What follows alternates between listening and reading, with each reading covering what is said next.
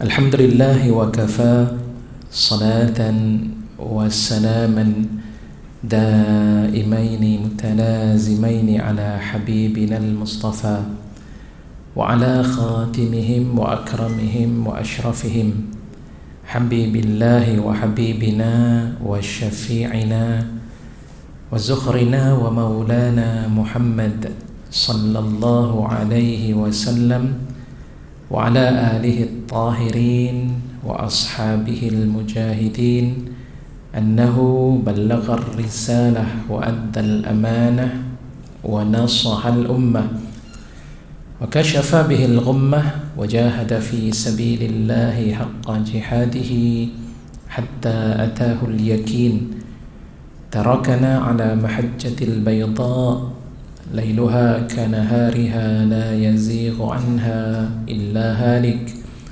اللهم افتح بيننا وبين قومنا بالحق وأنت خير الفاتحين رب اشرح لي صدري ويسر لي أمري واحلل عقدة من لساني يفقه قولي اللهم إنا نسألك حبك وحب من يحبك والعمل الذي يبلغنا حبك اللهم أرنا الحق حقا وارزقنا اتباعه وأرنا الباطل باطلا وارزقنا اجتنابه اللهم إنا نعوذ بك من علم لا ينفع ومن قلب لا يخشع ومن نفس لا تشبع ومن دعوة لا يستجاب لها Allahumma amin ya rabbal alamin. Muslimin muslimat, tuan-tuan, puan-puan, hadirin hadirat, ayah-ayah, ibu-ibu, para jamaah kuliah duha Masjid Negeri yang dikasihi dan dirahmati oleh Allah Subhanahu wa taala. Pertamanya marilah sama-sama kita merakamkan dan memanjatkan setinggi-tinggi dan sebanyak kesyukuran kita kepada Allah.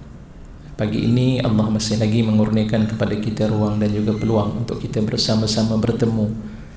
Yang setiap pertemuan bagi orang yang beriman pada Allah Subhanahu wa taala pasti ada ganjaran yang akan diberikan oleh Allah Subhanahu wa taala, sehingga kan disebut oleh Nabi sallallahu alaihi wasallam dalam sesuatu pertemuan itu akan menyebabkan seseorang itu memperolehi naungan daripada Allah Subhanahu wa taala di hari kiamat kelak, yang pastinya tidak ada yang dapat menaungi seseorang itu melainkan naungan daripada Allah Subhanahu wa taala. Hadis riwayat daripada Imam Al-Bukhari dan juga Imam Muslim muttafaqun alaih, di mana Rasulullah bersabda, sab'atun yuzilluhumullahu fi dhillihi yawma la dhilla illa dhilluh. 7 kelompok daripada kalangan manusia itu yang akan dinaungi oleh Allah di hari tidak ada naungan melainkan naungan daripada Allah. Wa rajulani tahabba fillah ijtama'a alaih wa tafarraqa alaih. 2 kelompok daripada kalangan manusia, bahkan lebih daripada itu, di saat ketika bertemunya mereka adalah semata-mata kerana mencintai Allah. Cinta pada Allah bermaksud kita menerima apa yang Allah Subhanahu wa taala sampaikan panduannya dalam kehidupan kita. Cinta pada Allah Subhanahu wa taala bermaksud kita melaksanakan tuntutan-tuntutan dan ajaran-ajaran daripada Allah Subhanahu wa taala pada perkara-perkara yang dihalalkan oleh Allah untuk kita laksanakan, dan menjauhi segala perkara-perkara yang haram yang disebut dengan istilah taqwa itu sendiri. Dan hasil daripada itu mereka bertemu dan mereka berpisah juga adalah kerana Allah Subhanahu wa taala. Maka itu akan diberikan oleh Allah Subhanahu wa taala kelebihan seperti mana yang telah pun disebutkan di dalam hadis tersebut. Yang kedua, tuan-tuan dan puan-puan sekalian, pagi ini kita nak berbicara berkaitan dengan tafsir Al-Quranul Karim. Tidak cukup dengan kita membaca Al-Quran. Benar, baca Al-Quranul Karim itu pahalanya cukup besar. Dengan menyebut perkataan walaupun tidak diketahui, tetapi terkeluar daripada lidah dan tuturan kita huruf-huruf daripada Al-Quran, sudah diberikan pahala. Ya, Rasulullah sallallahu alaihi wasallam bersabda, la aqulu alif lam mim harfun walakin alifun harfun wal lamu harfun wal mimu harfun. Tidak aku katakan alif lam mim itu satu huruf, akan tetapi alif itu satu huruf, lam itu satu huruf, dan mim itu satu huruf. Setiap satu huruf 10 kali ganda pahala yang Allah Subhanahu wa ta'ala kurniakan. Faham tak alif lam mim? Tak faham. Apa maksud yang terkandung di dalamnya? Ada perbincangan dan perbahasan yang diutarakan oleh para ulama berkaitan dengan huruf tersebut. Walaupun tidak faham kita membaca, tetap dia akan memberikan pahala pada kita. Bahkan orang yang membaca Al-Quran dalam hidupnya, ia akan memberikan kepadanya syafaat di hari kiamat kelak. Di samping mereka yang sentiasa bersama dengan Al-Quran, hakikatnya mereka sedang berdamping dengan malaikatullah yang disebut dengan nama malaikat kiramil katibin, malaikat yang begitu mulia, yang mana minta maaf, malaikat kiram safarah kiramil bararah, iaitulah malaikat yang merupakan duta kepada Allah, kemudian yang mulia, dan juga pada saat yang serupa yang sentiasa melaksanakan kebaikan-kebaikan dan ketaatan kepada Allah Subhanahu wa ta'ala. Itu kelebihan mereka yang membaca Al-Quran. Ditambah dengan kita memahami Al-Quranul Karim, faham Al-Quran lebih-lebihlah lagi. Kenapa? Sebab apabila kita memahami Al-Quranul Karim, itulah yang dapat melahirkan rasa takut kita kepada Allah. Sebab apa kita hadir pada pagi ini, datang ke kuliah yang kalau dilihat dari sudut manfaat dunianya, menurut akal kita, seakan kita telah mengambil masa yang begitu banyak. Patutnya kita boleh bekerja, kita boleh berniaga, kita boleh berfikir, merancang untuk mendapatkan sesuatu manfaat di dunia. Tapi dengan hanya sekadar duduk mengambil masa 1 jam setengah, bahkan mungkin lebih daripada itu, nanti ada lagi pengajian yang lain. Kenapa kita nak mengambil pendirian ataupun mengambil masa yang begitu lama dalam kita nak mengisi kehidupan kita dengan menuntut ilmu? Sebab apa? Sebab dengan ilmu yang ada inilah yang sebenarnya memberikan kekuatan kita untuk mengharungi hidup di dunia ini. Kerana orang yang beriman pada Allah Subhanahu wa ta'ala, dia memiliki suatu kefahaman dunia sifatnya adalah sementara. Dunia bukanlah merupakan tempat yang kita kejar, tapi dunia adalah merupakan wasilah yang membantu kita untuk melayakkan kita diterima oleh Allah sebagai hambanya yang diredai dan dimasukkan ke dalam syurga Allah Subhanahu wa ta'ala. Ad-dunya mazra'atul akhirah. Dunia itu adalah merupakan tempat bercucuk tanam, tetapi hasil daripada tanaman yang kita nak hasilkan itu bukan di dunia. Hasilnya itu kita akan bawa nanti di hadapan Allah Subhanahu wa ta'ala. Justru itu kita nak memahami tafsir Al-Quranul Karim supaya jelas pemahaman kita berkaitan tentang apakah matlamat hidup kita dan apakah panduan-panduan yang perlu kita laksanakan sepanjang Allah mengurniakan kepada kita peluang untuk kita hidup di muka bumi Allah Subhanahu wa ta'ala yang bersifat sementara. Baik, seterusnya kitab kita yang kita pelajari ini, yang saya difahamkan pagi ini saya menggantikan sementara Ustaz Zuramli. Jadi malam tadi Ustaz Khairul kata, Ustaz boleh tak tolong gantikan Ustaz Zul, beliau tidak dapat menghadirkan diri, mungkin ada beberapa tugasan-tugasan yang lebih penting daripada ini. Mudah-mudahan Allah mempermudahkan urusan beliau insya-Allah. Jadi pagi ini yang difahamkan kitab yang akan kita bicarakan adalah kitab Tafsir Al-Jalalain. Betul? Siapa yang kenal kenapa dinamakan sebagai Tafsir Al-Jalalain? Ustaz sudah aja surah Fatihah dah lepas kan? Masuk surah Al-Baqarah. Kata Ustaz Khairul, dia kata Ustaz pagi ni Ustaz bawalah surah yang lain, surah An-Nisa ataupun surah apa, tak apa, kita akan cuba masuk surah tu sedikit. Mungkin kalau kita sempat kita masuk kepada ayatnya, kalau tidak sempat kita akan melihat latar belakang dalam surah An-Nisa itu sendiri. Baik, siapa tahu tentang sejarah ataupun pembukuan kitab Tafsir Al-Jalalain?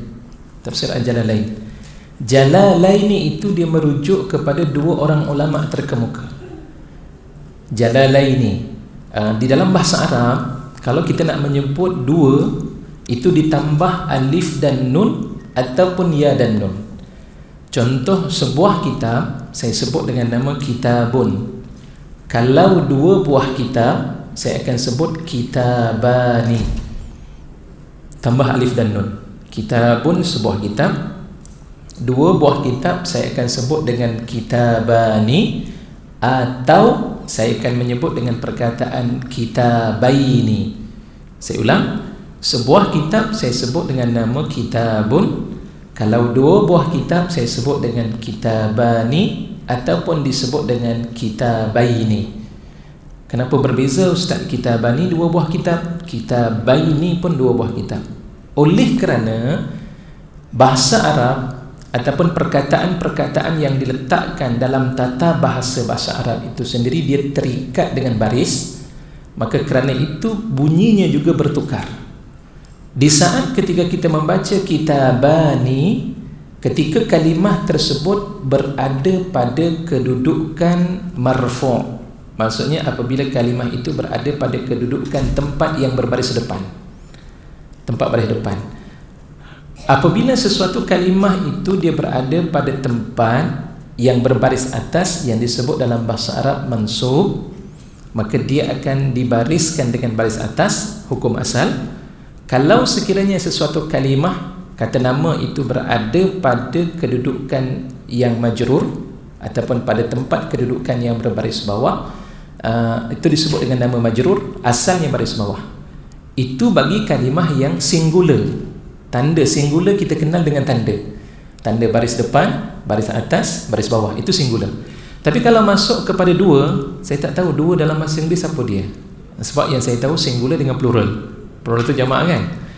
Dia tak ada musanna. Dalam bahasa Arab ada namanya musanna dua.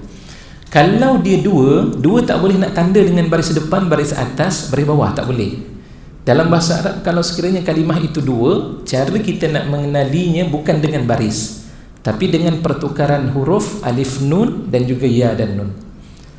Jika sekiranya kalimah itu, kata nama tersebut berada pada kedudukan marfu', tandanya adalah alif dan nun. Saya baca dengan kitabani. Hadzani kitabani. Ini adalah dua buah kitab. Kenapa saya baca dengan kitabani? Sebab ketika itu dia berada pada kedudukan marfu', di mana kalimah itu dinamakan dengan nama khabar. Dalam bahasa kita sebut dengan nama predikat. Itu istilah. Okey. Sebaliknya yang kedua, sedikit-sedikit je, kita tambah sikit-sikit je. Kalau mungkin dah belajar, ingatkan balik. Yang syahid semasa belajar bahasa Arab, tambah balik, ingat balik. Alhamdulillah saya sekarang tak mengajar lagi dah, pengajian bersijil berkaitan dengan bahasa Arab itu sendiri saya tidak mengajar. Cuma nak ingatkan balik tentang perkara tersebut. Jika sekiranya dua kalimah itu berada pada kedudukan mansub, tadi saya kata tanda asal bagi mansub yang singular dia baris atas. Tapi kalau sekiranya dia merujuk kepada dua, ketika dia berada pada kedudukan mansub, dia bukan lagi dengan alif dan nun, ketika itu dengan ya dan nun. Contohnya saya buat ayat akhaztu al-kitabaini, saya telah mengambil dua buah kitab tersebut. Ketika itu dia berada pada kedudukan mansub. Sebab apa? Sebab kalimah kitabaini yang saya sebut itu dia dinamakan dengan nama al-maf'ulu bih. Hukumnya adalah mansub dan tanda mansubnya itu dengan ya dan nun. Saya telah mengambil dua buah kitab. Jadi saya sebut dengan kitabaini. Dan satu lagi yang disebut dengan nama majrur, hukum asal bagi mana-mana kata nama yang singular dia dibaca dengan baris bawah. Sebab itu kan baru ni timbul persoalan, ustaz nak baca doa rajabin ke rajaba, Allahumma barik lana fi rajabin ke fi rajaba, itu jadi persoalan di kalangan masyarakat. Kalau kita belajar insya-Allah selesai masalah. Secara ringkasnya bahagian bab tu kita boleh baca dua-dua. Nak baca rajabin silakan, baca rajaba pun silakan, ada sebab-sebab yang tertentu. Baik. Kalau sekiranya dia majrur ini hukum asalnya adalah berbaris bawah. Tetapi jika dia merujuk kepada dua, dia tak boleh lagi dengan baris. Saya dah sebut dah tadi. Dia dengan pertukaran ya dan nun. Contohnya fil kitabaini ayatullah. Di dalam dua buah kitab itu terdapat ayat-ayat Allah. Saya ulang, fil kitabaini ayatullah. Di dalam dua buah kitab itu ayat-ayat Allah. Jadi saya baca dengan kitabaini dengan ya dan nun. Kenapa? Sebab kitabaini terletak selepas huruf jar, fi tadi tu. maka dia dibaca dengan ya dan nun. Boleh faham tuan-tuan dan puan-puan sekalian? Ayah-ayah, ibu-ibu sekalian faham? Alhamdulillah. Tak nak sambung panjang-panjang, cukup sekadar itu. Cuma kita belajar hari ini macam mana nak kenal musanna, dua perkataan. Baik, para hadirin dan hadirat, muslimin muslimat yang dikasihi dan dirahmati oleh Allah. Tafsirul Jalalaini asalnya adalah Jalalani. Tadi saya kata sebab Jalalaini kenapa? Merujuk kepada dua orang ulama, namanya adalah Jalaluddin. Ulama yang pertama disebut dengan nama Imam Jalaluddin Al-Mahalli. Kenapa diambil Mahalli? Kerana Imam Jalaluddin ini keluarganya daripada Mahallah Kubra. Mahallah Kubra ni di mana? Dia terletak di Mesir, sebuah muhafazah yang letaknya di Mesir. Tetapi Jalaluddin Al-Mahalli dia dilahirkan di Kahirah pada tahun 790 Hijrah. Itu Imam Jalaluddin Al-Mahalli.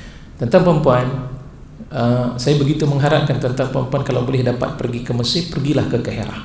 Banyak kubur-kubur para ulama-ulama yang menjadi dasar kitab rujukan kita.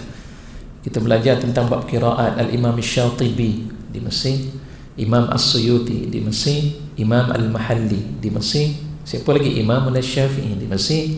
Semua itu kebanyakan, banyak tempat-tempat yang berada di Kahirah itu sendiri, tempat-tempat dikebumikan dan disemadikan para ulama-ulama besar di sana. Subhanallah. Cumanya saya nak sebut tadi, Al-Imam Jalaluddin Al-Mahalli ini, beliau adalah merupakan tok guru kepada seorang lagi pengarang kitab ini, iaitulah Al-Imam Jalaluddin As-Suyuti.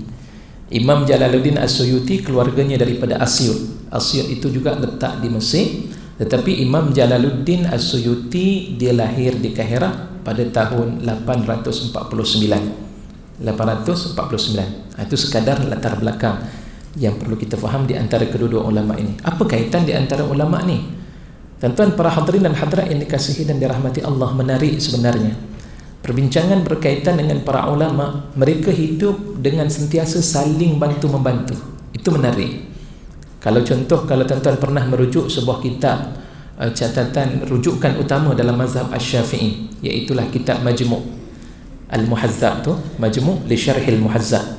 Kitab Majmu' ni tebal, dan pengarang kepada kitab Majmu' ini bukan seorang pengarang, tetapi pengarangnya lebih daripada seorang. Digabungkan dan akhirnya terbentuklah satu kitab Majmu' yang sempurna daripada perkara yang berkaitan dengan bab bersuci, bab taharah, kemudian bab berkaitan dengan solat, sehinggalah sampai kepada peringkat munakahat, jinayat dan sebagainya. Okey, itu dalam kitab Al-Majmu'. Sementara di dalam kitab Tafsir Al-Jalalain, kisah asalnya Imam Jalaluddin Al-Mahalli yang merupakan ulama yang pertama sekali tadi yang memulakan pengarangan ataupun penulisan kitab ini. Beliau memulakan daripada surah Al-Kahfi pada asalnya. Dikarang surah Al-Kahfi, kemudian disyarahkan ayat-ayat dalam surah Al-Kahfi tersebut. Habis surah Al-Kahfi, masuk kepada surah berikutnya, sampailah kepada surah An-Nas. Selesai surah An-Nas, disyarahkan akan catatan berkaitan dengan ayat-ayat tersebut. Dan sesudah daripada itu, beliau mula merancang untuk memulakan semula tafsirannya bagi menyelesaikan 30 juzuk daripada surah-surah tersebut. Beliau pun memulakanlah penulisan dan penjelasan berkaitan surah Al-Fatihah. Habis sahaja surah Al-Fatihah, Allah takdirkan usianya tidak panjang ketika itu, dan beliau meninggal dunia. Lahir anak muridnya Imam Jalaluddin As-Suyuti yang ketika itu bercita-cita untuk menyempurnakan kitab tersebut. Dan akhirnya Imam As-Suyuti terus mengarang dan mentafsirkan kitab tersebut bermula daripada surah Al-Baqarah sampailah kepada surah Al-Isra. Ini cerita dia. Dan akhirnya tersempurnalah 30 juzuk daripada Al-Quran tersebut. Maka dinamakan tafsir tersebut dengan Tafsir Al-Jalalain, pentafsiran daripada dua orang ulama terkemuka, iaitulah Imam Jalaluddin Al-Mahalli dan juga Imam Jalaluddin As-Suyuti. Ini serba sedikit berkaitan dengan tafsir tersebut. Bahkan ulama-ulama berikutnya mengambil manfaat dengan ilmu yang disampaikan di dalam kitab tafsir tersebut, hasil daripada keikhlasan penulisan yang dikarang oleh mereka. maka kitab tersebut ataupun tafsir tersebut mendapat perhatian di kalangan para ulama sedunia berkaitan dengan kitab tafsir tersebut. Masya Allah, ringkas sahaja penjelasan di dalam ayat-ayatnya, tapi ia memberikan manfaat yang begitu besar sehingga kata-kata para ulama menyebutkan berkaitan dengan tafsir tersebut seakan tidak ada perbezaan dari sudut pernyataan dan juga penjelasan berkaitan tentang surah-surah di dalam tafsir Al-Jalalain yang dikemukakan oleh kedua-dua ulama tersebut. Maknanya sealiran dari sudut pemikiran di antara Imam Jalaluddin Al-Mahalli dan juga Imam Jalaluddin As-Suyuti rahimahumullah. Ya, jadi justru itu mudah-mudahan nanti kita akan melihat perbincangan-perbincangan tersebut walaupun ringkas, tapi mudah-mudahan dapat kita ambil manfaat daripada perbincangan-perbincangan tersebut insya-Allah. Baik, itu pertama yang berkaitan tentang penulisan kitab tafsir Al-Jalalain. Seterusnya yang berikutnya kita nak bicarakan tentang satu surah yang juga penting daripada 114 surah yang ada di dalam Al-Quranul Karim. Salah satunya surah ini dinamakan dengan nama surah An-Nisa. Subhanallah, surah An-Nisa. Apa maksud An-Nisa? Para wanita. Maknanya apa? Allah nak memberikan gambaran para muslimin muslimat yang dikasihi dan dirahmati Allah. Masya Allah, dalam Al-Quran Allah nak beritahu betapa wanita itu juga adalah merupakan salah satu di antara insan yang perlu diambil berat dalam kehidupan semasa berada di dunia. Subhanallah. Surah Ar-Rijal ada tak? Surah Ar-Rijal tidak ada. Seakan-akan para lelaki dipinggirkan. Betul lah Ustaz, Al-Quran pinggirkan tentang lelaki? Jawapannya tidak juga. Ada jawapan yang Allah sebutkan dalam ayat yang lain. Nanti kalau kita masuk pada perbincangan itu menarik. Sebab itu kalau kita melihat dalam Al-Quran, bila Allah mengitlakkan menyebut tentang lelaki, maka perempuan akan terus serta di dalamnya.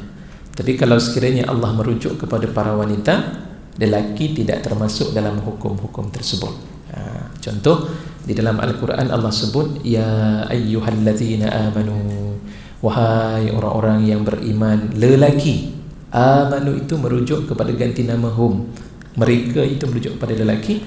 Apakah ayat itu dikhususkan kepada lelaki? Jawapannya tidak. Ayat itu juga adalah dikhususkan oleh Allah Subhanahu wa taala untuk para wanita. Ya, subhanallah. Baik. Kenapa Allah ambil surah An-Nisa? Kenapa Allah wujudkan ataupun kenapa Allah wahyukan surah An-Nisa kepada baginda Rasulullah sallallahu alaihi wasallam?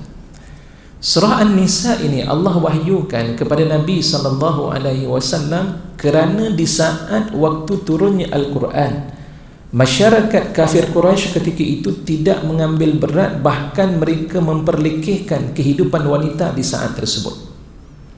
Golongan wanita ini adalah merupakan golongan orang-orang yang lemah. Wanita tidak dihargai dalam kehidupan mereka. Bahkan wanita dijadikan sebagai bahan jualan dan pameran yang berlaku di zaman jahiliyah ketika itu. Tuan-tuan dan puan-puan sekalian, surah An-Nisa ini juga menjelaskan tentang had yang ditentukan dalam Islam. Jika sekiranya seorang lelaki itu ingin berkahwin, dia tidak boleh lebih daripada 4 orang. Fankihu ma taba lakum minan nisa'i mathna wa thulatha wa ruba'. Baik, kenapa ayat itu diwujudkan? Sebabnya pada zaman jahiliyah, orang-orang Arab lelaki ketika itu mereka berkahwin lebih daripada 4 orang. Bahkan ada yang sampai belasan orang. Wanita-wanita yang ada itu dijadikan sebagai isteri mereka. Bagi mereka tidak menjadi masalah. Tetapi masalah yang besar berlaku penindasan kepada para wanita ketika itu. Kenapa? Sebab ini disebutkan oleh Al-Imam Al-Qurtubi rahimahullah. Imam Qurtubi cukup menarik, perbincangannya lebih mendetail, di mana kata Imam Al-Qurtubi rahimahullah dalam tafsir tersebut, kerana pada saat ketika itu wanita-wanita dijadikan sebagai bahan dagangan.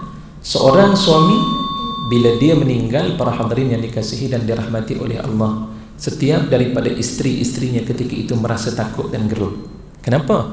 Sebab bila meninggalnya suami, anak-anaknya yang sulung, anak-anaknya yang dewasa ketika itu, mereka ada hak untuk merampas pemilikan yang ada pada ibu-ibu tiri mereka.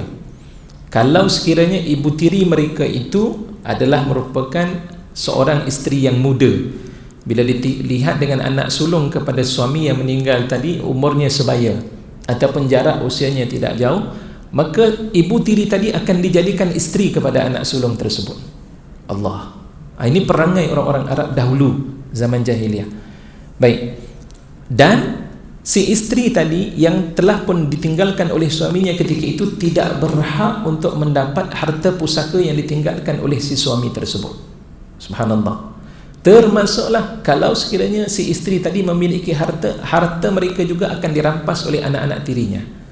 Di saat ketika kalau sekiranya waktu itu anak tiri tadi dia mengambil ibu tirinya yang lebih tua daripadanya dan tengok ibu tirinya tak ada minat untuk berkahwin bersama dengan ibu tirinya ketika itu, maka ibu tirinya akan dijadikan sebagai hamba sahaya.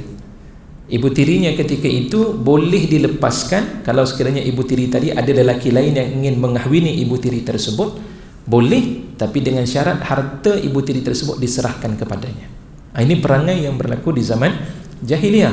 Supaya kita kena ingat, bila kita lihat perkara ini, oh, rupanya ada orang mengatakan Islam menindas perempuan, Islam menindas wanita.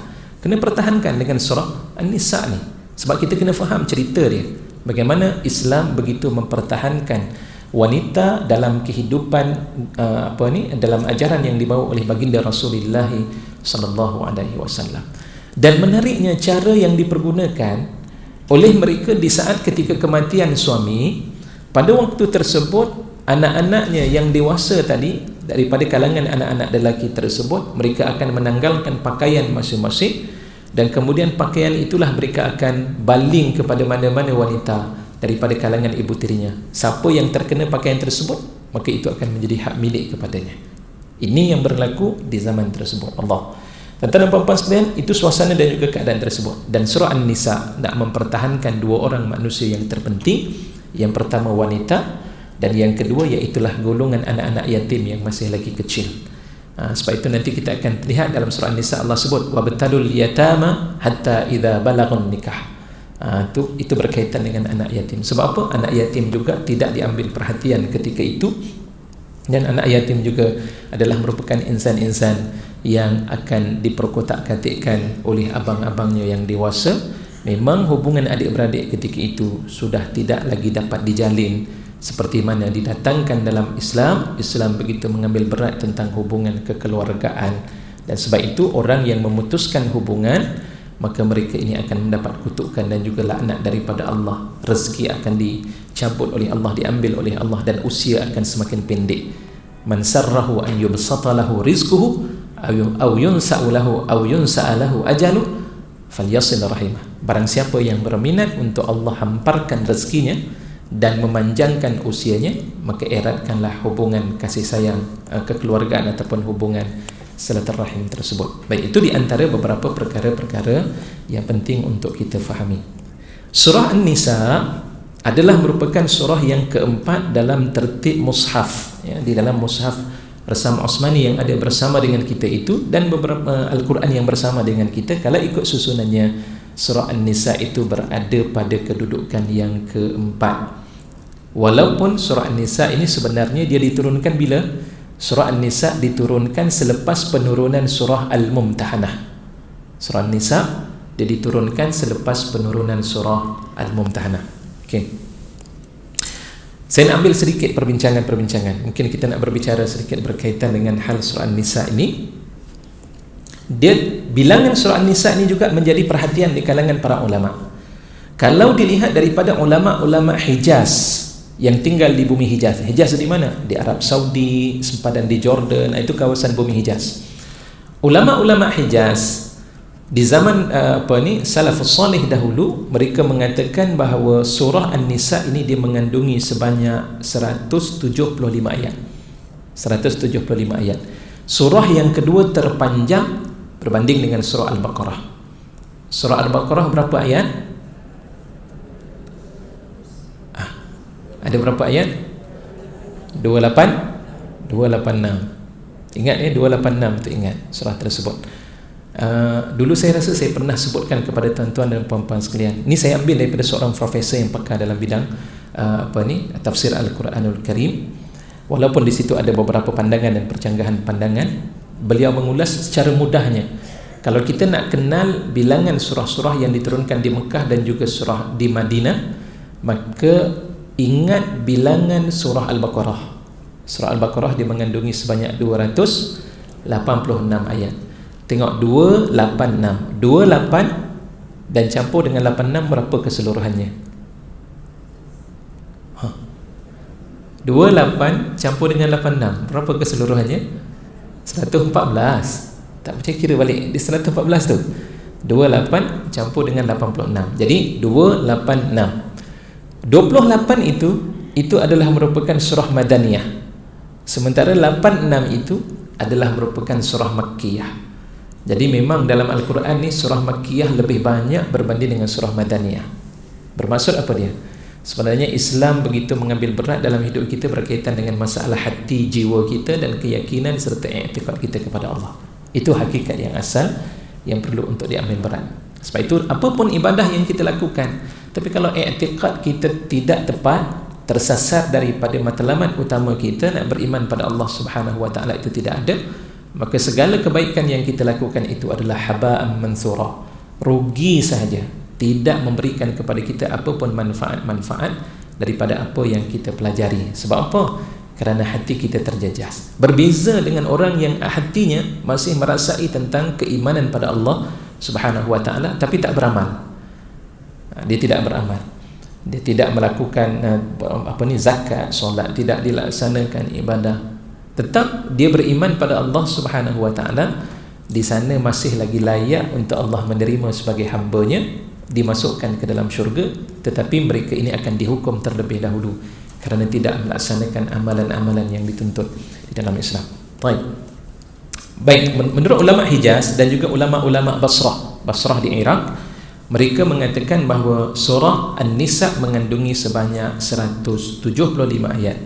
Sementara pandangan daripada ulama-ulama Kufah pula mengatakan bilangan surah An-Nisa adalah sebanyak 176 ayat, lebih satu. Kenapa? Sebab mereka mengatakan li'annahum addu qawluhu ta'ala an tadillus sabila ayatan. Kerana ada ayat dalam surah An-Nisa yang mana Allah menyebut an tadillus sabil, itu satu ayat. Dia bukan masuk dalam ayat yang lain. Maka sebab itu dia bertambah daripada 175 menurut ulama Hijaz dan juga ulama Basrah. Ulama Kufah kata 176. Dan yang ketiga pandangan mengatakan surah An-Nisa ini mengandungi sebanyak 177 ayat. Ya, 177 ayat. Okey, ni ya Rasyamiyun sab'un wa sab'una wa mi'atan ayatan. 177 ayat. Kenapa? Sebab mereka beranggapan bahawa ada dua ayat yang diasingkan daripada ayat tersebut.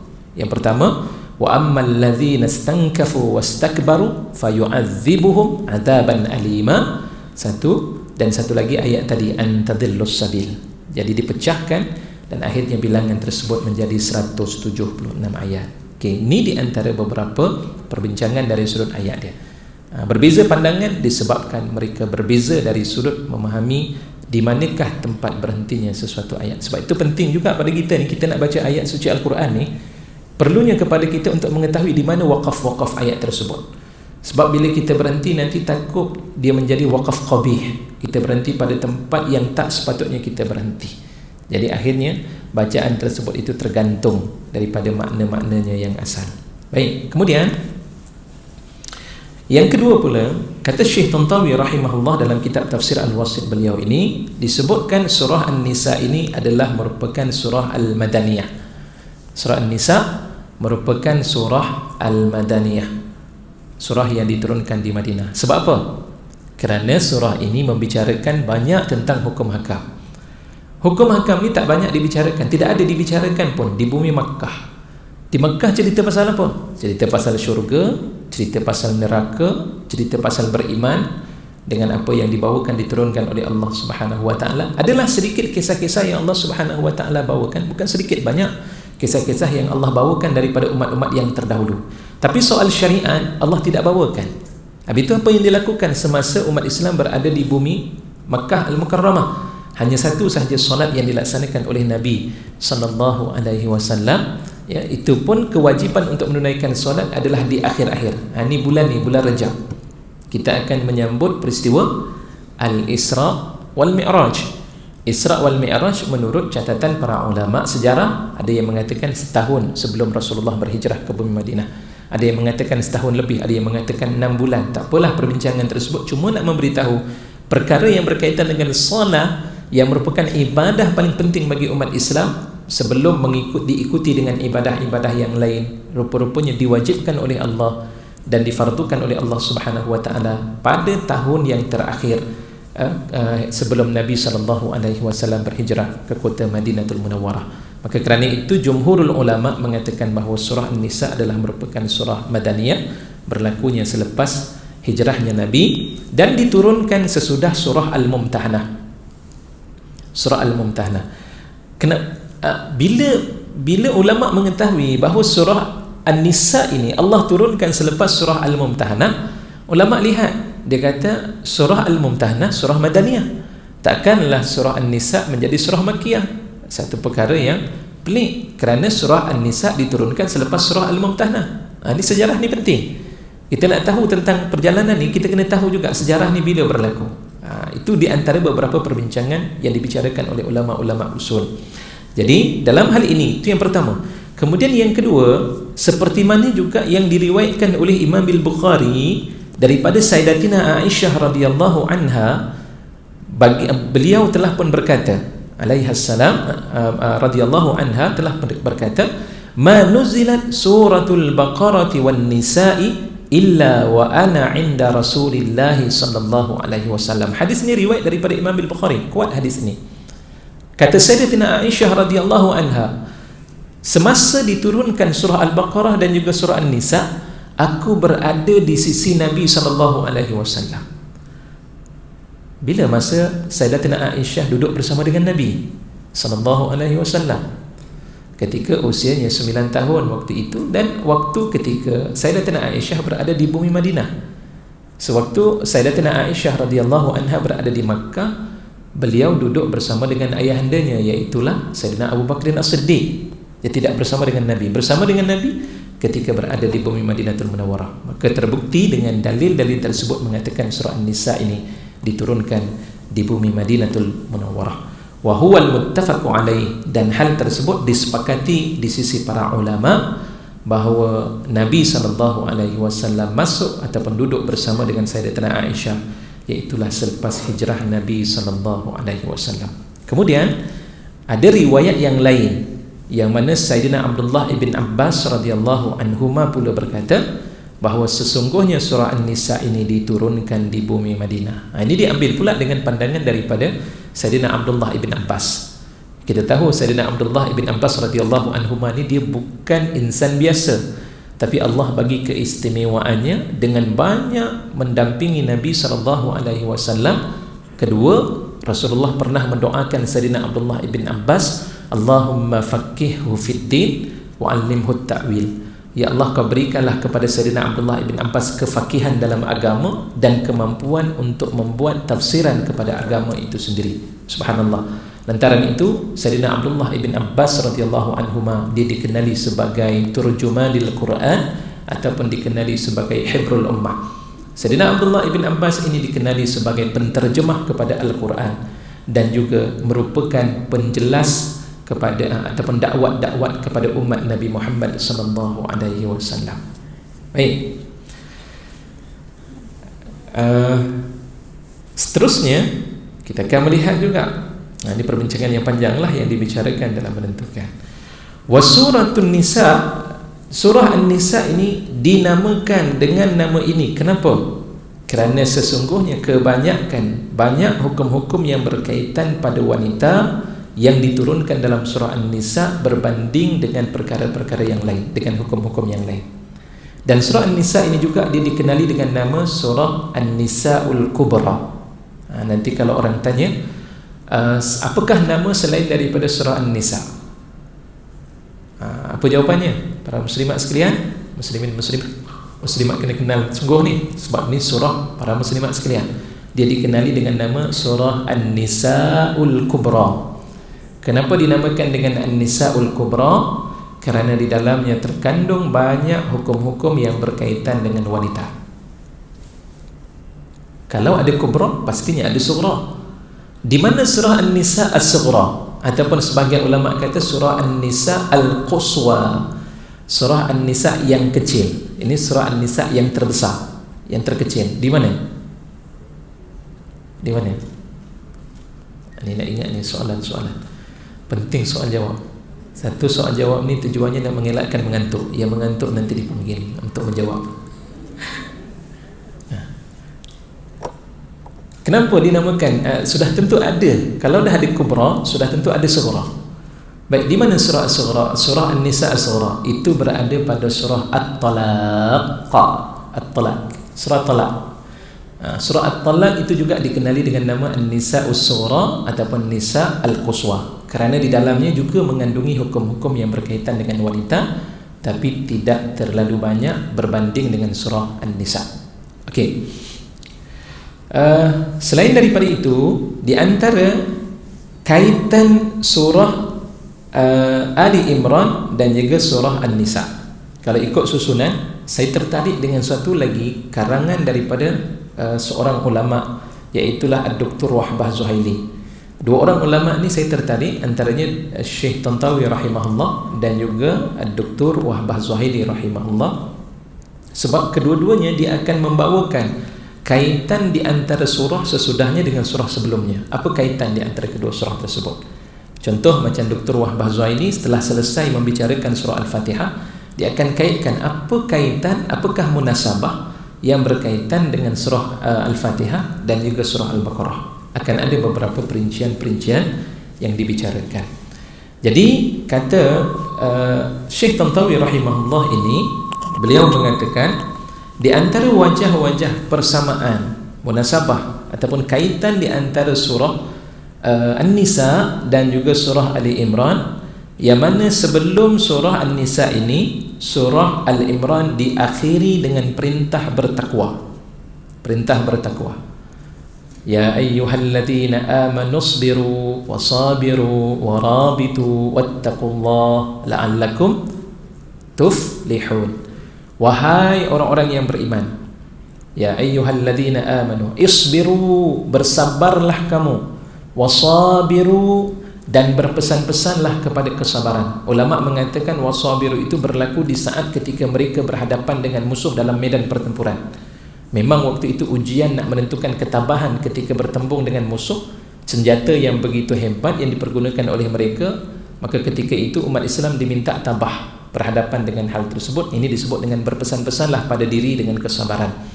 Warabitu, dan duduklah ikatkan diri kamu itu tetap kekal pada medan pertempuran. Wattaqullah. Ar-ribat juga yang kedua, ada pendapat di kalangan para ulama, itu merujuk kepada solat, ya, menjaga solat daripada satu waktu menuju ke satu waktu yang lain. Itu juga disebut oleh para ulama dengan nama warabitu. Wattaqullah, dan bertakwalah kamu kepada Allah, la'allakum tuflihun, mudah-mudahan kamu akan menjadi orang-orang yang berjaya dan cemerlang. Di hujung ayat itu Allah kaitkan dengan takwalah kamu kepada Allah. Sementara di awal surah An-Nisa Allah memulakan ayat ya ayyuhan nasu taqu rabbakumul ladzi khalaqakum min nafsin wahidah. Wahai orang-orang yang beriman, bertakwalah wahai manusia. Maaf, ya ayyuhan nas, wahai manusia, takutilah kamu kepada Tuhan kamu yang telah menciptakan kamu daripada diri yang satu. Sehinggalah seterusnya.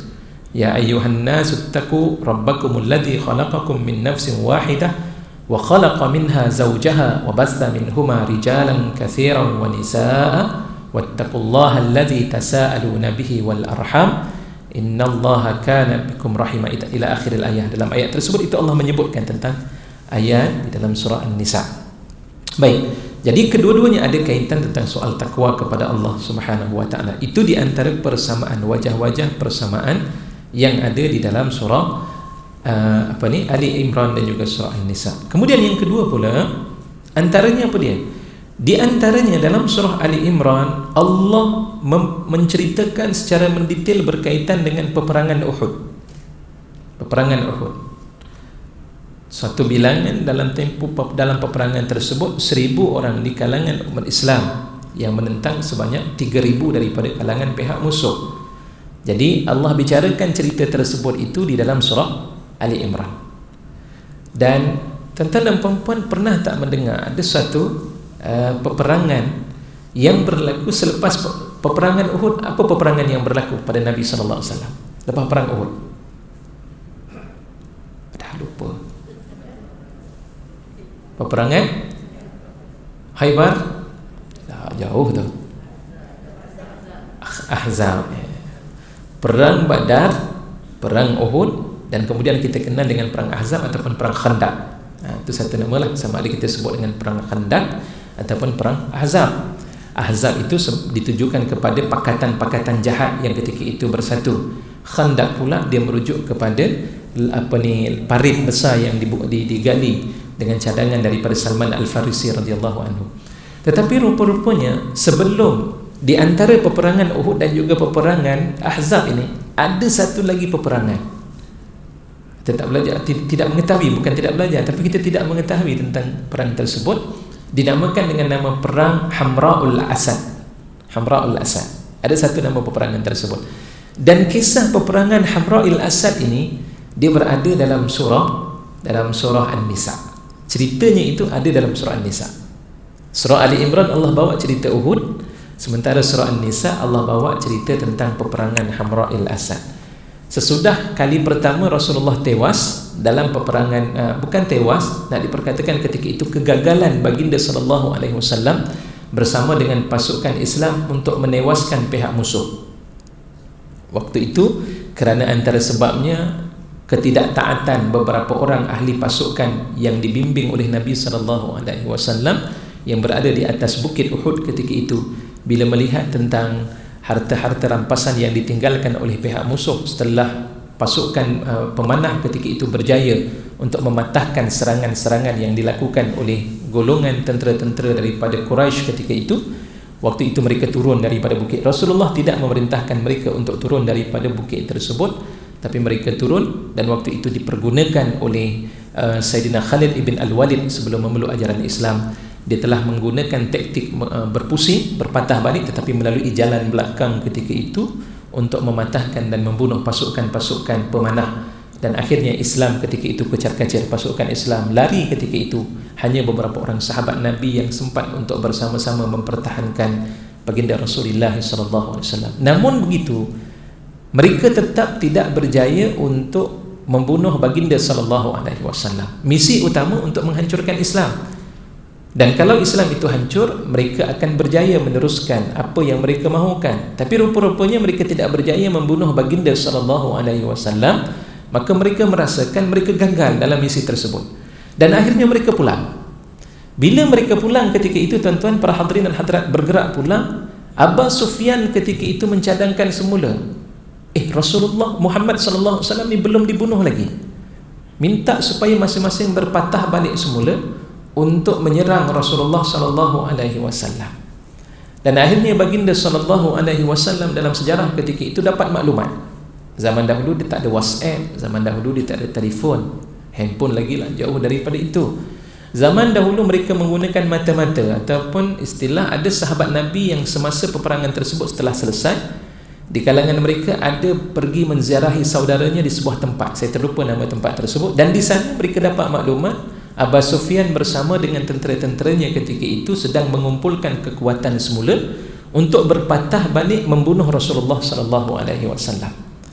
Dan pada saat ketika itu, tuan-tuan, para hadirin dan hadirat yang dikasihi dan dirahmati oleh Allah Subhanahu wa taala, bila begitu keadaannya, Rasulullah memberikan suatu perangsang dan semboyan kepada seluruh umat Islam waktu itu supaya bersatu semula untuk berjuang bermati-matian bagi memerangi mereka ketika itu. Dan akhirnya yang terkumpul hanyalah sebanyak 600 orang pejuang. Daripada bilangan 1000 orang itu tinggal 600 orang pejuang sahaja yang bersama dengan Nabi SAW. Termasuklah ketika itu Jabir ibn Abdullah radhiyallahu anhu yang tidak bersama dengan Nabi dalam peperangan Uhud, minta izin kepada Rasulullah, ya Rasulullah, kau senaraikanlah aku untuk aku bersama dengan kamu dalam peperangan ini. Okey. Pada saat ketika itu, tuan-tuan dan puan-puan sekalian, siapa yang menjaga Madinah? Ini sejarah ni kita kena tahu tentang sejarah tersebut. Takkanlah negeri ataupun daulah Islam ketika itu dibiarkan begitu saja, semua pergi berperang. Siapa yang jaga Madinah ketika itu? Muslimat boleh jaga negara waktu itu. Okey, satu pandangan. Wanita siapa dia? Sayyidatina Aisyah. Okey, siapa dia? Iaitulah seorang yang bernama Abdullah Allahu Akbar. Muazzin Rasulullah sallallahu alaihi wasallam. Selain daripada bukan Bilal bin Rabah, iaitulah saya lupa nama dia tu. Dalam surah Abbas tu Allah cerita tentangnya. Abbas wa tawalla tu, kisah seorang yang buta tu. Abdullah, siapa dia? Abdullah ibn Ummi Maktum. Abdullah ibn Ummi Maktum itulah yang menjaga bumi Madinatul Munawwarah. Disebabkan kekangan dari sudut pandangan mata beliau, dan akhirnya Rasulullah minta supaya dia yang mentadbir bumi Madinah sepanjang ketiadaan Nabi SAW dalam peperangan tersebut. Baik, pada saat ketika berada di Hamra'ul Asad, dan pada tempat tersebut waktu itu Rasulullah SAW berjaga-jaga dan bersiap siaga untuk mempertahankan Islam dan berjuang bermati-matian selama 5 hari di sana. Dan bila pihak musuh Abu Sufyan bersama dengan tenteranya mengetahui tentang persiapan yang dilakukan oleh Rasulullah SAW, akhirnya mereka tidak jadi untuk meneruskan peperangan tersebut, dan akhirnya mereka berpatah balik. Maka peperangan itu tidak berlaku. Sebab itu dia tidak termasuk dalam peperangan, walaupun sebagian ulama mengatakan dia peperangan, kerana ketika itu tidak terjadinya peperangan tersebut, walaupun masing-masing telah pun mempersiapkan diri untuk memerangi pasukan lawan ketika itu, tetapi tidak terjadi. Kenapa? Sebab Allah mencampakkan rasa ketakutan yang ada di kalangan pihak musuh ketika itu. Mereka dah berjaya, tak apalah, jangan patah balik, takut nanti bila patah balik mereka mati. Sebab bagi mereka mati, mereka tidak ada apa-apa. Tapi bagi umat Islam, mati tak jadi masalah, dan itulah yang dicari oleh mereka. Kan Allah sebut dalam surah An-Nisa, nanti Allah sebut, in takunu ta'lamuna fa innahum ya'lamuna kama ta'lamun wa tarjuna minallahi ma la yarjun. In takunu ta'lamun, wahai sahabat-sahabatku, jika sekiranya kamu berasa sakit, pedih, di kalangan kamu cedera saat ketika kamu berjuang dalam peperangan medan pertempuran Uhud ketika itu, fa innahum ya'lamun, maka hendaklah kamu sedar mereka juga tercedera dalam peperangan tersebut dan mereka keletihan. Semuanya sakit di kalangan mereka, tapi ada satu kelebihan, wahai sahabat-sahabatku, wa tarjuna minallahi ma la yarjun, kamu mengharapkan daripada Allah sesuatu yang mereka tidak boleh nak harapkan. Mereka nak harap pada siapa? Berhala mereka tidak mampu untuk memberikan manfaat, tapi kita ada Allah Subhanahu wa taala, kita berharap pada Allah. Dan ketika itulah Allah mencampakkan ketenangan dalam hati umat Islam dan ketabahan ketika mereka berhadapan dengan pihak musuh. Ini siapa yang bagi? Nusrah daripada Allah, pertolongan daripada Allah Subhanahu wa taala. Okey, dan ini juga disebut oleh Allah Subhanahu wa taala dalam ayat tersebut, wala tahinu fi ibtigha'il qaum, janganlah kamu berasa hina dalam mengejar musuh-musuh tersebut. Jika kamu rasa sakit, mereka pun akan rasa sakit seperti mana yang kamu rasakan. Baik, selain daripada itu, apa persamaan ataupun apa kaitan di antara surah ini? Anna fi kiltas suratain, kedua-dua surah ini mahajjatan li ahlil kitab, adalah merupakan ayat-ayat untuk berhujjah dengan ahlul kitab, khususnya daripada kalangan orang-orang Nasrani dan juga golongan orang-orang Yahudi. Satu. Jadi surah Ali Imran dan juga surah An-Nisa merupakan dua surah yang digunakan untuk berhujjah dengan ahlul kitab. Jadi kalau kita nak berhujjah dengan ahlul kitab, kena mahir dalam kedua-dua surah ini. Dalam surah Ali Imran Allah bawa bicara berkaitan tentang Nabi Isa alaihissalam. Di situlah berlakunya tentang sumpah tu, mubahalah. Mubahalah ni kan masing-masing bersumpah dengan nama Allah Subhanahu wa taala. Bila Rasulullah mengajak mereka, ya ahlal kitab ta'alu ila kalimatin sawa'in bainana wa bainakum alla ta'budu illallah. Wahai ahlul kitab, ta'alu ila kalimatin sawa', marilah sama-sama kita menuju kepada satu kalimah yang serupa, agar kamu jangan menyembah melainkan hanya pada Allah Subhanahu wa taala. Kami menyembah Allah, kamu pun menyembah Allah. Dan kemudian janganlah kamu menyekutukan Allah Subhanahu wa taala, ya. Waktu itu Rasulullah ajar. Tetapi mereka mengatakan tidak, Allah itu bukan hanya Allah semata-mata, tapi Nabi Isa alaihi salam itu adalah merupakan anak kepada Allah Subhanahu wa taala. Lantaran itu mereka menyatakan demikian. Kenapa? Sebab Nabi Isa alaihi salam dilahirkan tanpa ada bapa. Mustahil manusia lahir tanpa ada bapa, dia jadi manusia, menjadi seorang anak yang ada di kalangan manusia. Tetapi dijawab balik dalam surah Ali Imran, Allah mengatakan inna mathala Isa 'indallahi kamathali Adam khalaqahu min turabin thumma qala lahu kun fayakun. Perumpamaan Nabi Isa ni serupa dengan Nabi Adam. Allah jadikan daripada tanah, dan kemudian bila Allah kata jadi, maka terjadilah kedua-duanya. Nabi Adam AS lebih pelik, kerana Nabi Adam dilahirkan tanpa ayah dan ibu. Tapi Nabi Isa ni, dia ada ibu, cuma tidak ada ayah. Maka patutnya mereka menyembah Nabi Isa, tapi Nabi Adam AS. Tapi kenapa tidak dijadikan Nabi Adam sebagai anak Allah? Itu satu perkara yang menimbulkan persoalan. Sehinggalah habis daripada kisah tersebut dalam surah Ali Imran, mereka masih lagi bertegas untuk mengatakan bahawa Isa itu adalah anak Allah. Waktu itulah masing-masing Rasulullah ajak, kalau begitu mari kita sama-sama bersumpah dengan nama Allah, kalau sekiranya salah seorang di kalangan kita berbohong, kita minta pada Allah, Allah turunkan laknat kepada kita. Ketika itu Rasulullah panggil ahli keluarga baginda sallallahu alaihi wasallam untuk bersama-sama bermula'anah ataupun melaknat ataupun menyebut dengan sumpah nama Allah mereka akan dilaknati. Tetapi akhirnya golongan daripada An-Nasara, daripada Najd, saya terlupa, ada seorang kelompok tersebut yang datang waktu itu, mereka tidak berani untuk bersumpah, dan akhirnya mereka pergi meninggalkan Rasulullah sallallahu alaihi wasallam sebab mereka tahu tentang kesalahan dan kesilapan yang telah pun dilakukan oleh mereka ketika itu. Itu satu. Kedua-duanya ada ceritanya di dalam surah An-Nisa dan juga surah Al-Baqarah. Surah An-Nisa banyak bercerita tentang golongan orang-orang Yahudi. Orang Yahudi juga adalah merupakan terdiri daripada kalangan Ahlul Kitab. Wa bayanan li ahwalil munafiqin, termasuklah surah An-Nisa ni Allah menceritakan tentang sifat-sifat dan tabiat orang-orang munafik. Musuh yang paling bahaya, yang merupakan gunting di dalam lipatan itu adalah golongan orang-orang Yahudi. Rasulullah tak boleh bunuh. Sayyidina Umar pantang, Sayyidina Umar tahu Abdullah ibn Ubay ibn Salul ni memang seorang pembohong dan penipu besar serta perosak dalam kerajaan Islam ketika itu. Tapi Sayyidina Umar tidak ada kekuatan untuk membunuhnya. Kenapa? Rasulullah tak izinkan untuk dibunuh. Bila ditanya kepada Nabi SAW, ya Rasulullah, kenapa tak bunuh? Kerana kalau aku bunuh dia, akan menimbulkan fitnah kepada orang-orang yang belum memeluk ajaran Islam, menyebabkan mereka semakin lari kepada Islam itu sendiri. Orang Islam pun dibunuh oleh orang Islam, apatah lagi mereka yang belum Islam, lagi dahsyat. Jadi fitnah tu lagi tersebar. Kalau zaman kita ni benda tersebut berlaku, Masya Allah, dia jadi satu cerita yang semakin besar. Sebab apa? Kita ada Facebook, kita ada WhatsApp, hantar sebarkan. Jadilah satu fitnah yang cukup besar. Ialah macam kes yang berlaku di masjid lah. Sikit aja kesilapan. Ingat lagi kisah yang berlaku penagih dadah yang mencuri duit di masjid, hanya sekadar mandikan sahaja di tempat mandian jenazah ketika itu sudah menjadi satu isu yang besar. Sebab apa? Bahaya dari sudut menyebarkan perkara-perkara seumpama itu. Salah satu di antara contohnya.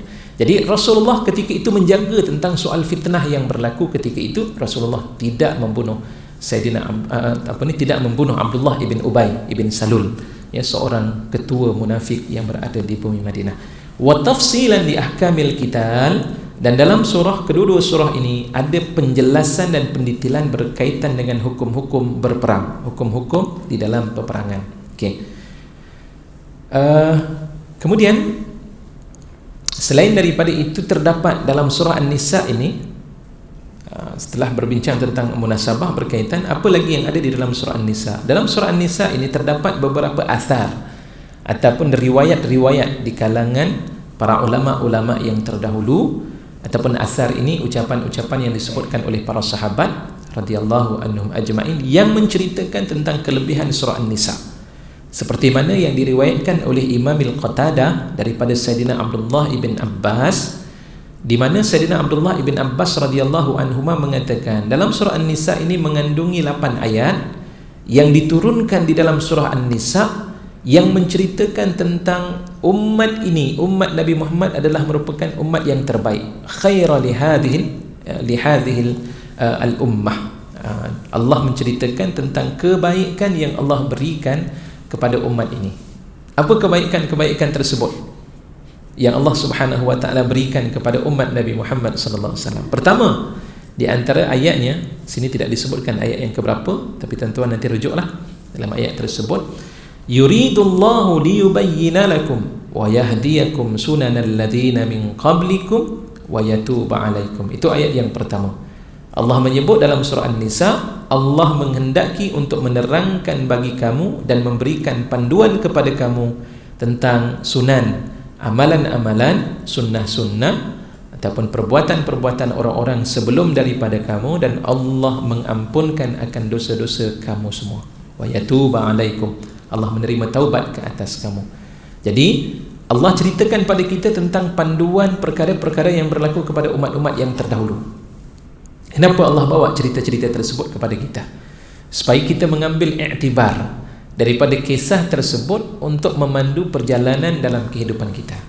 Nabi Ibrahim alaihissalam ketika menghadapi tekanan yang begitu berat, Allah ajar kepada Nabi Ibrahim bagaimana nak menyelesaikan masalah tersebut. Keyakinan yang cukup padu yang ditunjukkan oleh Nabi Ibrahim AS, sehingga dia dikenali dengan nama Abul Anbiya, bapa kepada para nabi, kerana daripada Nabi Ibrahim AS melahirkan nabi-nabi yang cukup ramai. Dan agama yang ada di dunia ini semuanya terlahir daripada berakar umbi daripada Nabi Ibrahim AS. Agama Nasrani daripada Nabi Ibrahim AS, keturunan Nabi Ibrahim AS. Agama Yahudi daripada Nabi Ibrahim AS, hatta termasuk agama Islam melalui anak Nabi Ibrahim AS, iaitulah Nabi Ismail AS, yang mana ditinggalkan di bumi Makkah. Dan akhirnya Nabi Ismail AS berkahwin dengan orang-orang Arab ketika itu. Kabilah apa? Sejarah ni sejarah kita. Kabilah apa Nabi Ismail AS berkahwin? Tentu masih ingat tak suatu ayat yang Allah bicarakan, Rabbi inni askantu min dhurriyyati biwadin ghairi dhi dhar'in inda baitikal muharram Rabbana liyuqimus salah faj'al af'idatan minan nasi tahwi ilaihim farzuqhum minats thamarati la'allahum yashkurun. Jadi Allah sebut di dalam ayat itu adalah merupakan rangkuman doa Nabi Ibrahim alaihissalam. Wahai Tuhanku, sesungguhnya aku telah menempatkan zuriatku min dhurriyyati biwadin, di sebuah lembah yang tidak ada tanam-tanaman, tidak ada tumbuh-tumbuhan, ghairi dhi dhar'in inda baitikal muharram, dan lembah ini berada bersebelahan dengan rumah engkau yang dimuliakan, wahai Allah Subhanahu wa taala. Ya Allah, kau jadikanlah keturunanku ini mereka menjaga dan menunaikan ibadah salat, ya Allah. Dan ya Allah, jadikanlah hati sebahagian daripada manusia itu tertarik dan tergoda dengan mereka, ya Allah. Tahwi ilaihim, rasa untuk tertarik kepada mereka. Dan ayat itu juga cukup menarik, tuan-tuan. Kenapa? Sebab Allah mengatakan faj'al af'idatan minan nas, jadikanlah hati-hati sebahagian minan nas. Min itu min litab'id, menunjukkan kepada sebahagian. Kalaulah doa Nabi Ibrahim alaihissalam mengatakan faj'al af'idatan nas, jadikanlah hati-hati manusia itu, tidak disebut dengan perkataan min, ada kemungkinan besar Makkah dia akan menjadi rebutan di kalangan manusia yang beriman dengan manusia yang tak beriman pada Allah Subhanahu wa taala, seperti mana yang berlaku di Baitul Maqdis. Jadi Makkah kemungkinan besar boleh berlaku demikian. Namun Nabi Ibrahim alaihissalam telah berdoa pada Allah dengan menyebut sebahagian. Jadi ulama mengatakan sebahagian itu adalah merujuk kepada hati-hati di kalangan orang yang beriman. Siapa di kalangan kita yang tidak berminat untuk menunaikan umrah, menunaikan haji di Makkah? Semua di kalangan kita, ya Allah, kau jadikanlah kami ini dapat pergi tunaikan haji, dapat tunaikan umrah, ya Allah. Permintaan kita dah pergilah, tapi masih lagi ada keinginan. Sebenarnya keinginan itu lahir daripada siapa? Doa Nabi Ibrahim AS. Warzuqhum minas thamarat, dan rezekikan kepada mereka daripada buah-buahan. Itu juga menarik dibicarakan oleh Allah Subhanahu wa taala dalam ayat tersebut. Sampai saat ini Mekah macam-macam buah ada. Durian yang tak pernah tumbuh di Mekah sampai sekarang durian masih ada. Kalau nak cari lah, jumpa durian tersebut. Di Malaysia tengok-tengok Selangor tak sempat nak makan durian, tak apalah time umrah kita makan durian. Jumpa, pergi ke Mekah. Sebab Allah sebut dalam ayat tersebut segala buah-buahan itu datang. Sama ada kemungkinan dapat ditanam buah-buah itu di Mekah, ataupun dibawa daripada luar, diimport daripada luar masuk ke dalam bumi Madinah, Makkah Al-Mukarramah. Kenapa? Doa daripada Nabi Ibrahim alaihissalam. Baik, hadirin dan hadirat yang dikasihi dan dirahmati Allah, pada ayat faj'al af'idatan minan nas tu, jadikanlah hati-hati manusia, sebahagian manusia itu tertarik kepada mereka itu. Akhirnya kabilah Jurhum yang berada di bumi Yaman, mereka datang pergi duduk di bumi Makkah Al-Mukarramah, dan akhirnya mereka menginap dan menjadikan tempat tinggal mereka di bumi Makkah Al-Mukarramah. Siapa dia? Kabilah Jurhum. Dan disitulah Nabi Ismail alaihissalam bernikah dengan salah seorang anak kepada kabilah Jurhum tersebut, dan di situ bermulanya keturunan Arab, dan akhirnya lahirlah baginda Rasulullah sallallahu alaihi wasallam daripada satu generasi menuju ke generasi berikutnya. Maka Nabi Ibrahim alaihissalam ini adalah merupakan abal anbiya. Allah uji Nabi Ibrahim alaihissalam dan Allah berikan kepadanya penyelesaian. Bagaimana cara nak menyelesaikan? Allah beritahu. Begitu juga kepada Nabi Yusuf alaihissalam dan nabi-nabi yang lain dibawakan oleh Allah. Tujuannya apa? Nak memberikan panduan pada kita supaya kita jelas tentang hal tersebut. Yang kedua, dalam surah ini Allah sebut juga, wallahu yuridu an yatuba alaikum wa yuridu alladhina yattabi'una asy-syahawati an tamilu mailan 'azima. Pada ayat ini Allah nak menceritakan tentang kebaikan yang Allah berikan kepada umat ini sebagai umat yang terbaik, di mana Allah mahu untuk umat Nabi Muhammad sallallahu alaihi wasallam bertaubat. Dan sebab itu Allah buka pada kita pintu taubat. Orang-orang yang terdahulu mereka nak bertaubat tak ada, kalau melanggar sahaja Allah turunkan hukuman kepada mereka. Golongan Sodom yang berlaku di bumi yang ketika itu berlaku pada zaman Nabi Lut alaihissalam. Nabi Lut alaihissalam dah berikan amaran jangan lakukan perbuatan tersebut, mereka bertindak melakukannya, terus Allah hukum mereka. Kaum Samud, kaum Ad, termasuklah Qarun, waktu itu tak nak bayar zakat. Zakat dah diwajibkan. Sebab kena ingat tuan-tuan, ada 3 amalan syariat yang sebelum datang Nabi SAW syariat tersebut dikekalkan. Apa dia? Bab solat, bab zakat dan bab puasa. 3 syariat ini adalah syariat yang telah pun wujud sebelum datangnya Nabi SAW, dan Allah kekalkan pada syariat yang terakhir yang disempurnakan oleh baginda SAW. Jadi taubat umat Islam ni Allah bagi. Selagi kita hidup, selagi tidak berlakunya hari kiamat, selagi kita tidak berada dalam keadaan nazak, ada tak jalan untuk kita bertaubat pada Allah? Ya, ada jalan. Ustaz, saya menyentuhkan Allah. Allah katakan dalam Al-Quran, Allah tidak akan mengampunkan orang yang menyentuhkan Allah. Innallaha la yaghfiru an yushraka bih. Allah tidak akan mengampunkan orang yang menyentuhkan Allah. Tapi boleh tak Allah mengampunkan kita? Jawapannya boleh, selagi mana kita mahu untuk bertaubat sebelum kematian kita dalam keadaan syirik pada Allah, wal'iyazubillah. Kalau meninggal dia berada dalam keadaan syirik, memang Allah tak akan terima. Tapi kalau di dunia ini dia menyekutukan Allah, kemudian dia teringat dan menyesal serta bertaubat, Allah masih lagi boleh menerima mereka sebagai hambanya yang layak untuk diterima taubat-taubat tersebut. Mohon ampun pada Allah Subhanahu wa taala. Yang kedua, yang ketiga, ayat yang ketiga dalam surah An-Nisa ini, yuridullahu an yukhaffifa ankum wa khuliqal insanu dha'ifa. Allah menghendaki untuk meringankan hukum-hukum terhadap kamu, dan sesungguhnya Allah menjadikan manusia itu dalam keadaan lemah. Allah ringankan hukum pada kita. Allah, baiknya Allah Subhanahu wa taala, rahmat dan kasih sayang Allah bagi pada kita, Allah ringankan dari sudut amalan kita. Ya Allah, solat daripada 50 waktu. Ini bulan Rajab ni, cerita tentang Isra wal Mi'raj. Daripada 50 waktu Allah kurangkan menjadi 5 waktu sahaja. Berapa persen tu? 50 waktu jadi 5. Berapa persen?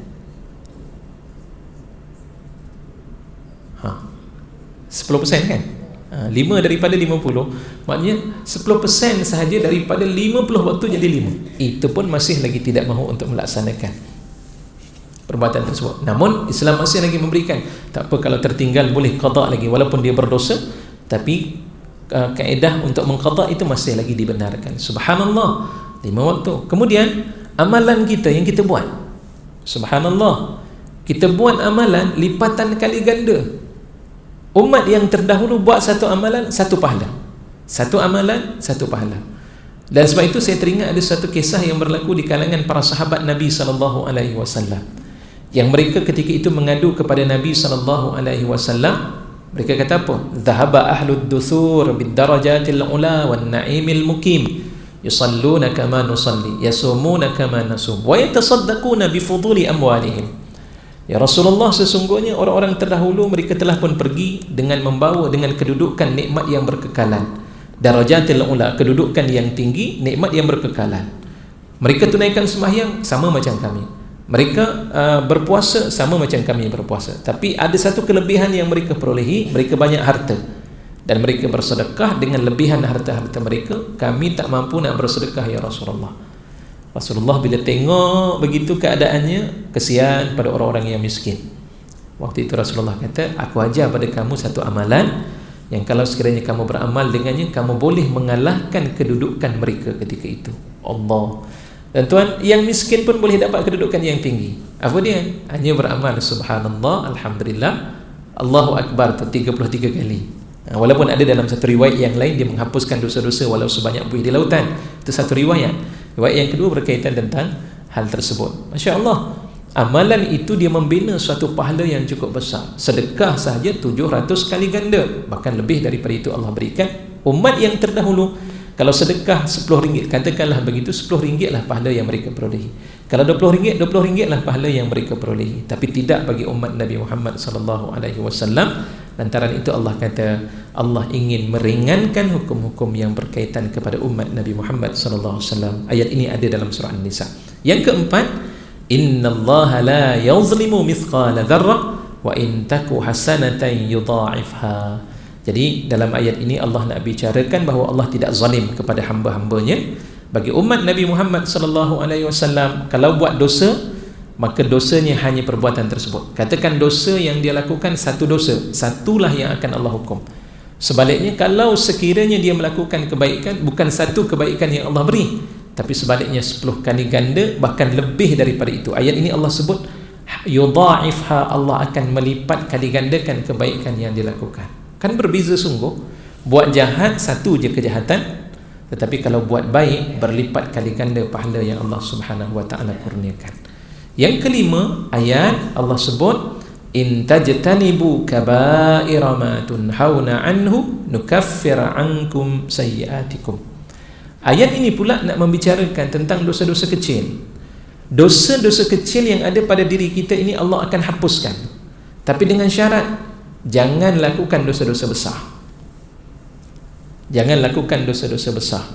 Cuma ada disebut oleh para ulama, dosa-dosa kecil ini subhanallah, dia sebenarnya apakah dia kena taubat nasuha untuk menghapuskan dosa kecil? Sebahagian ulama mengatakan dengan berdasarkan kepada dalil-dalil di dalam Al-Quran dan juga hadis, itu menceritakan bahawa dosa yang kecil itu dia tidak perlu kepada taubat nasuha. Dosa yang kecil itu dia boleh dihapuskan dengan amalan-amalan kita. Contohnya ibadah solat kita buat. Solat fardu ni tuan-tuan, Rasulullah sebut dalam hadis, as-salawatul khamsu wa ramadanu ila ramadan wal jum'atu ila al-jum'ati mukaffiratun lima bainahun majtanabal kaba'ir, atau kama qala an-nabiy sallallahu alaihi wasallam. Sembahyang 5 waktu, Ramadan masuk ke Ramadan berikutnya, Jumaat menuju ke Jumaat berikutnya, dapat menghapuskan di antara selang-selang waktu tersebut itu akan dosa-dosa kecil, selagi mana seseorang itu menjauhkan dosa-dosa yang besar. Subhanallah. Jadi maknanya sembahyang 5 waktu itu adalah penghapus kepada dosa kecil. Ambil wuduk, dia menghapuskan dosa kecil kita. Ini di antara beberapa riwayat yang disebutkan oleh para ulama berkaitan dengan hal tersebut. Tetapi bab dosa besar dia perlukan kepada taubatan nasuha dengan syarat-syarat yang disebut oleh para ulama. Kalau berkait dengan Allah ada 3 syarat utama. Kalau berkait dengan manusia ditambah dengan 1 syarat berikutnya. Jadilah 4 syarat untuk menghilangkan ataupun untuk dimaafkan dosa besar yang dilakukan ketika itu. Kemudian yang keenam, innallaha la yaghfiru an yushraka bihi wa yaghfiru ma duna dzalika liman yasha. Ini seperti mana yang saya sebutkan tadi, orang yang menyekutukan Allah tetap sama sekali Allah tidak akan ampunkan dosa mereka. Bila masanya? Ketika mereka meninggal, bukan waktu mereka hidup. Sebab itu kan menjadi perbincangan di kalangan para ulama, boleh tak kita doakan, Ustaz, saya ada seorang ibu saya belum lagi memeluk ajaran Islam, Saya ada seorang ayah saya belum lagi memeluk ajaran Islam. Boleh tak saya doakan pada mereka agar Allah memberikan rahmat dan Allah memberikan hidayah padanya? Jawapannya tidak menjadi masalah untuk kita memohon doa pada Allah Subhanahu wa taala, Allah berikan hidayah pada mereka supaya mereka ini kembali kepada Islam. Doakan pada mereka. Tetapi kalaulah mereka telah meninggal, ibu saya dah meninggal ya Allah, boleh tak saya mohon ampun? Tak boleh sama sekali kita nak minta ampun, sebab mereka memang tidak akan diampunkan oleh Allah. Sebabnya apa? Ketika mereka meninggal waktu itu, mereka berada dalam keadaan kufur dan syirik kepada Allah Subhanahu wa taala, menyekutukan Allah. Baik ya. Ayat yang ketujuh yang menjadi keistimewaan dalam surah An-Nisa untuk ummah yang terbaik ini, walau annahum izzalamu anfusahum ja'uka fastaghfirullah. Jikalau sekiranya mereka itu saat ketika melakukan kezaliman terhadap diri mereka, mereka datang kepadamu wahai Rasulullah sallallahu alaihi wasallam, lantas mereka memohon ampun pada Allah. Ini disebut dengan nama at-tawassul. Tawassul bijahin Nabi sallallahu alaihi wasallam, dengan pangkat kenabian Rasulullah sallallahu alaihi wasallam. Pensyariatan tawassul ni ada dalam dalil ayat ni. Subhanallah. Walau annahum izzalamu anfusahum ja'uka fastaghfirullah wastaghfara lahumur rasul lawajadullaha tawwabar rahimah. Kisah yang kalau tuan-tuan selalu ingat dalam Radio Aikim selalu diceritakan tentang kisah seorang waliullah ataupun seorang ulama yang ketika itu duduk berdekatan dengan kubur Nabi sallallahu alaihi wasallam berzikir pada Allah. Tiba-tiba ada seorang lelaki datang berguling-guling di atas kubur tersebut. Ulama tadi namanya Al-Utbi. Jadi waktu ketika berguling-guling waktu itu dia minta, ya Rasulullah, mohonlah pada Allah agar Allah mengampunkan dosaku ya Allah. Ayat ini sama dengan maksud daripada cerita tersebut. Dia berguling ketika itu. Lantas Al-Utbi waktu itu merasakan orang tersebut itu kurang ajar ataupun tidak beradab dengan Nabi SAW, boleh pula berguling-guling di atas kubur tersebut. Dan setelah daripada itu lelaki tersebut pulang, dan Al-Utbi waktu itu tertidur sambil berzikir, terus tertidur. Jadi mudah-mudahan para muslimin yang berada bersama dengan kita tidur, kita berzikir pada Allah Subhanahu wa taala. Dalam keadaan tertidur waktu itu dia berzikir, dan ketika itu dia bermimpi bertemu dengan Nabi sallallahu alaihi wasallam. Waktu itu kata Rasulullah sallallahu alaihi wasallam, wahai Utbi, beritahulah kepada lelaki tersebut tadi yang datang, Allah telah mengampunkan dosanya. Allah. Tuan-tuan dan puan-puan sekalian, para hadirin dan hadirat yang dikasihi dan dirahmati Allah, ada di dalam ayat ini Allah bicarakan tentang kisah tersebut. Dan kemudian ayat yang ke-8, wa may ya'mal su'an aw yazlim nafsahu thumma yastaghfirillaha yajidillaha ghafurar rahima. Barang siapa yang melakukan kesalahan ataupun menzalimi diri mereka, kemudian dia memohon ampun pada Allah, maka dia akan mendapati Allah itu Maha Pengampun lagi Maha Penyayang. Ini juga di antara ayat-ayat yang istimewa yang Allah turunkan di dalam surah An-Nisa.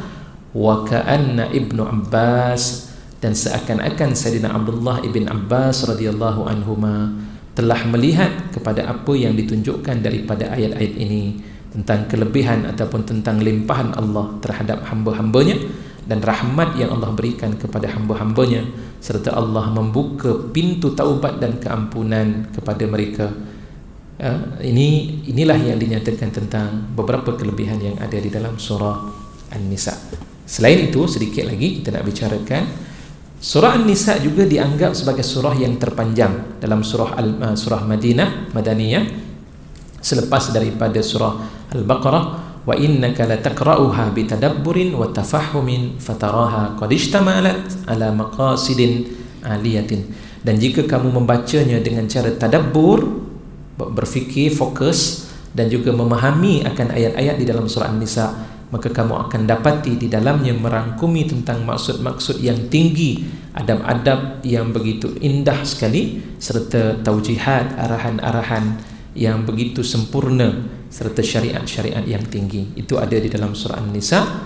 Dan kamu juga akan melihat taraha tunazzimul mujtama', kamu akan memerhatikan surah An-Nisa menyusun akan masyarakat Islam dengan satu penyusunan yang begitu mendetail dan lurus, yang membawa kepada pengikut-pengikutnya itu kebahagiaan, ya, yu'addi ittiba'u, yang membawa kepada orang yang mengikutnya untuk melahirkan kebahagiaan dalam masyarakat, sama ada kebahagiaan dalam bentuk dalaman maupun di dalam luaran. Kelebihan yang ada di dalam surah An-Nisa. Dan kemudian Allah berfirman dalam ayat ini, ya ayyuhan nas ittaqu rabbakumul ladzi khalaqakum min nafsin wahidah wa khalaqa minha zawjaha wa batha minhuma rijalan katsiran wa nisaa. Pada ayat ini, idza kana an-nasu jami'an yantahuna ila aslin wahid, jika sekiranya manusia keseluruhan, apabila seluruh manusia itu mereka ini berasal usul daripada asal yang satu. Sebab itu Allah memanggil dengan manusia.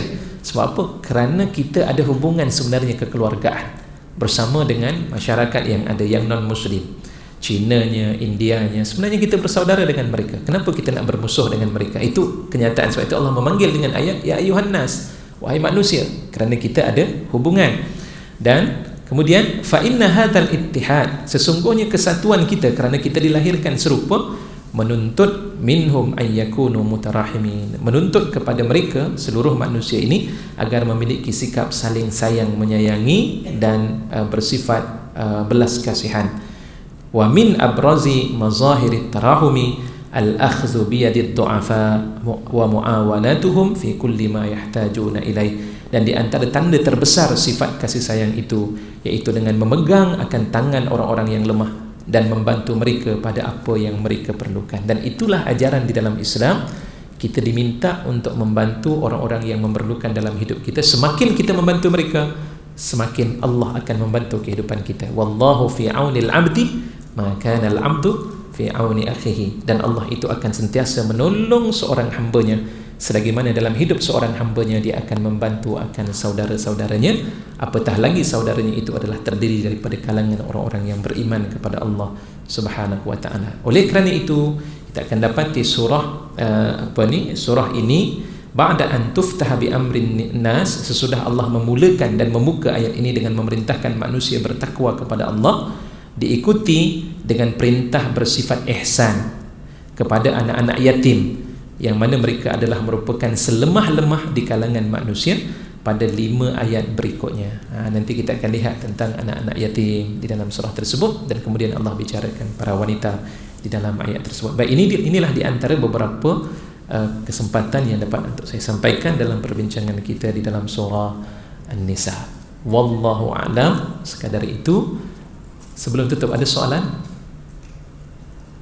Tidak ada soalan. Baik, alhamdulillah, sekadar ini yang dapat untuk saya sampaikan bagi membantu mengisi kekosongan pada pagi ini. Mudah-mudahan ada manfaat dalam pertemuan kita pada pagi ini. Yang baik itu datang daripada Allah Subhanahu wa taala.